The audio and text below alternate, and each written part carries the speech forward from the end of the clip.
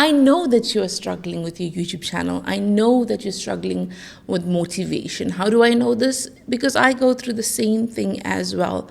As a small YouTuber, it's difficult to feel motivated when sometimes your channel is just not performing as well as you'd like it to.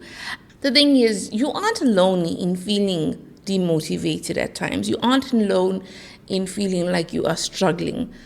Most YouTubers actually quit YouTube because it's not so much about the part about sitting down, getting ready to film a video. It's the other part. It's the part about the mindset of trying to navigate the highs and lows of being a small YouTuber. It's the part where you put in so much effort in a video and you think it's going to take off and it doesn't. Or you think, okay, this is the one. This is the video that's going to perform really well. And again, silence. And the thing is, we probably all are struggling, right? But we're struggling silently because when you're a small YouTuber, it can also be a lonely existence because in your circle of family and friends, there may be nobody who's also doing YouTube. They may not understand that you are putting in so much time and effort into your YouTube channel, and it can take its strain on you. So what do you do in the situation? What do you do when sometimes you just feel so demotivated? I will say allow yourself to feel the way you are feeling, because the reality is that with every new thing that you start, there are going to be highs and lows. There are going to be instances where you feel like, where is this leading to? And how I stay motivated is understanding my why. Why did I start this YouTube channel?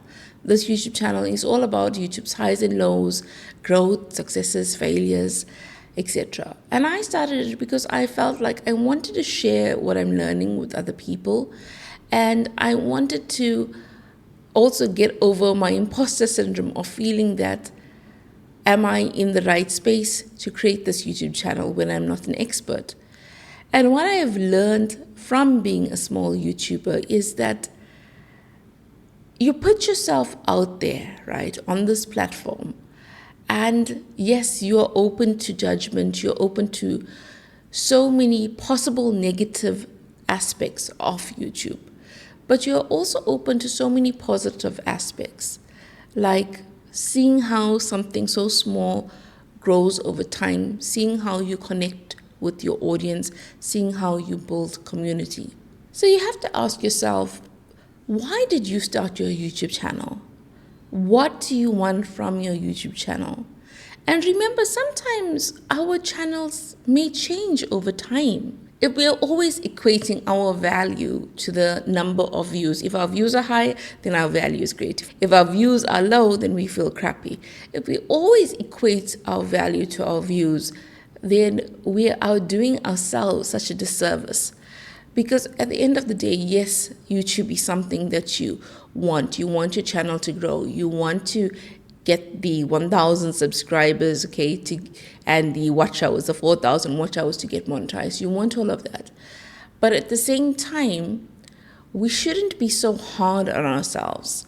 At the same time, we should understand that YouTube, it's a learning curve, a very steep learning curve. And we have to be patient. And being patient isn't easy. And being motivated all the time, maybe that's just expecting too much of ourselves. Because you may think that even the big YouTubers, they're so motivated all the time. No, we are all human beings, and we will have times where the motivation is high and times where it really, really dips. And to understand that it's normal to have times where motivation dips. It's normal to have times where we question, why did we start this YouTube channel? Is it worth continuing with our YouTube channel? Sometimes it's so normal to ask these questions because maybe this is a path that you have never taken before.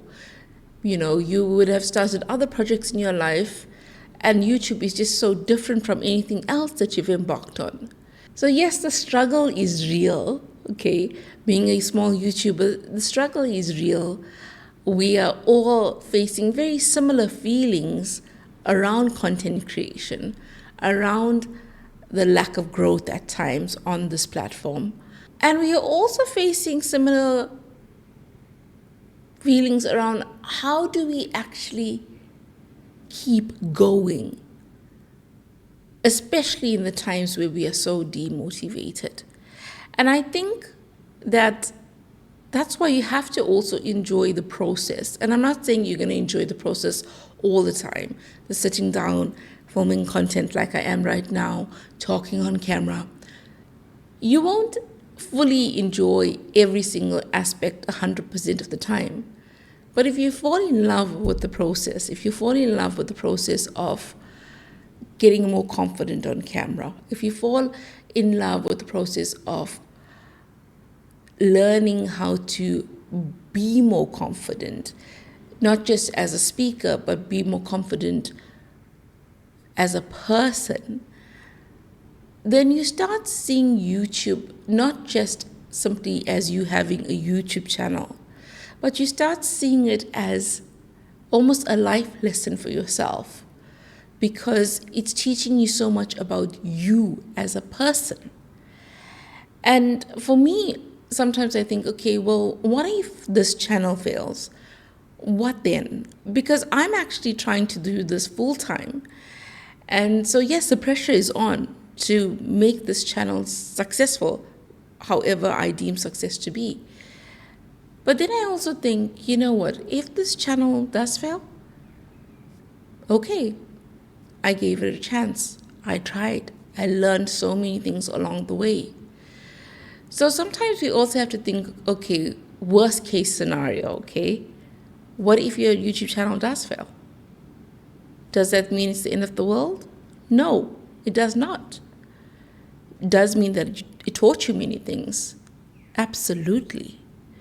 And that's the thing. I think sometimes we are so afraid to continue on this path of being a YouTuber because there is so much uncertainty. We don't know where our channel will be, even next month, let alone next year.